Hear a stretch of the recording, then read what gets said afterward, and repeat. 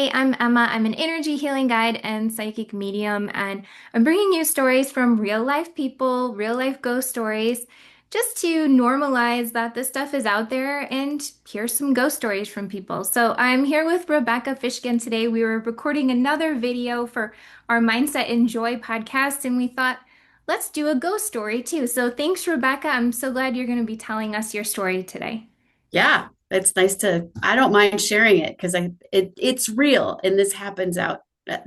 It's not just the silly paranormal supernatural TV shows like this, they're real. So I get it.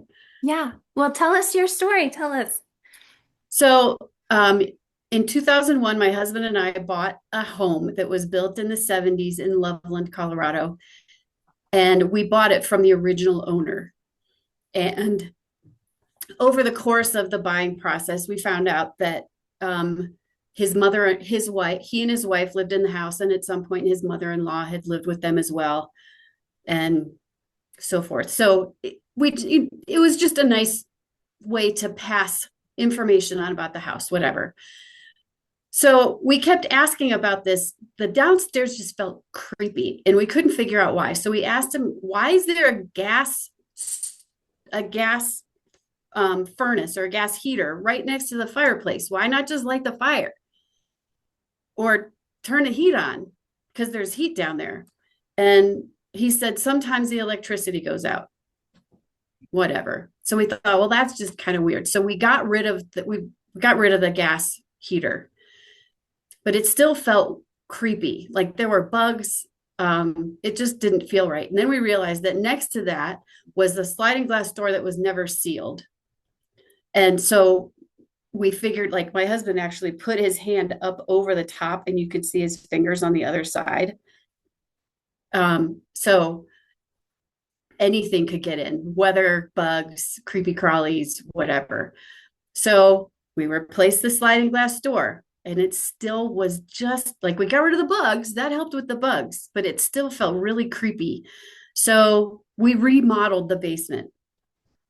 Otherwise, I wouldn't sit down there.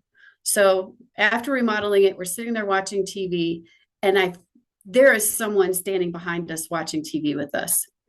And and I it was a woman. I couldn't see her, but I could totally tell that there was this very nice person who was enjoying the TV show that we were watching. And I'm telling Rod this, and he's like, "You're what? There's nobody there. You're out of your mind." And I'm like, "No, there's somebody there." And so over the course of, I don't know, years, every once in a while I would notice that she or her daughter were sitting watching TV, or I would see him walk like a presence, an energy walk through the room. But it was most of the time it was only in the basement. Every once in a while I'd see him feel him walk down the hall upstairs. So anyway, I figured when we pieced things together, I think it was the mother-in-law passed away in the house, and then years later, the daughter or her daughter, the wife of the owner, had also died in the house. So whatever, it was fine. Rod didn't. They were nice. I didn't care. And so years later, I'm sitting out on the deck with some friends, and friends said that she wanted another beer. And I said, "Hey, help yourself. Go on downstairs to the basement to the beer fridge." So she went down, got herself a beer, came back, and she said, "What the hell is going on in your basement?" And I said, "Oh, you met the two ladies. Yeah, they're fine. They're harmless." And she's like, I'll be back."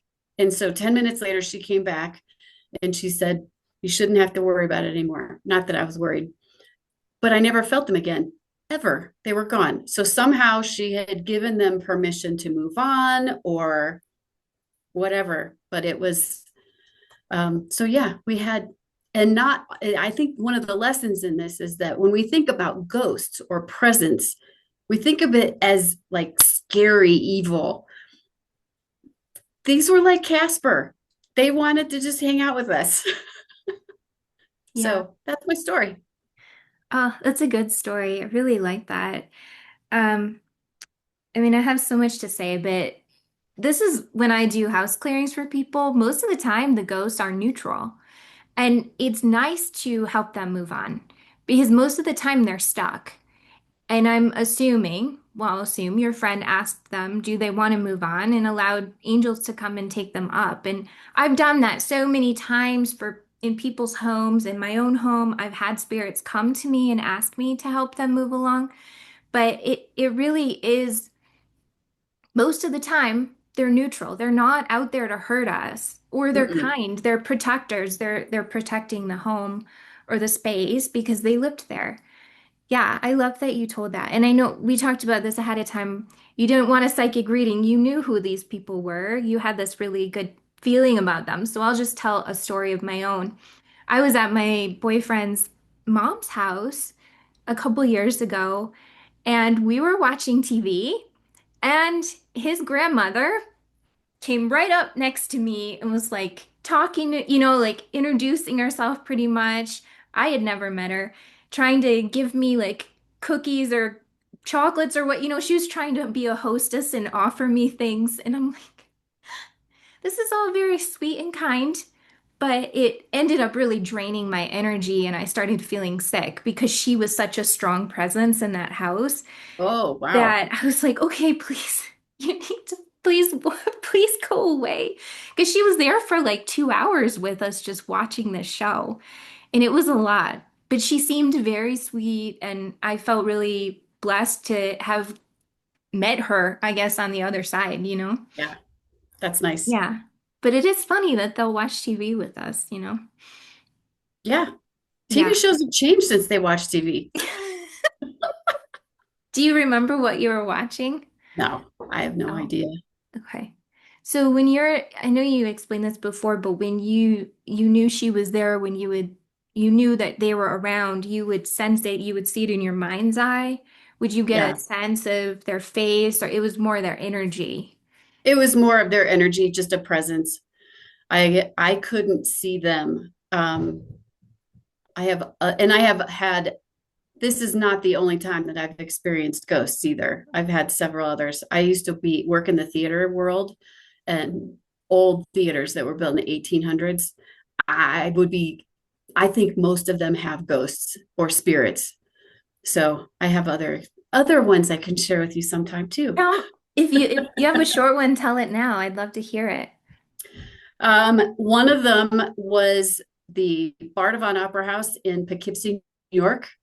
And as I'm fading off and losing my hair because I'm a ghost, and she, I experienced her several times. Once in the basement under the theater.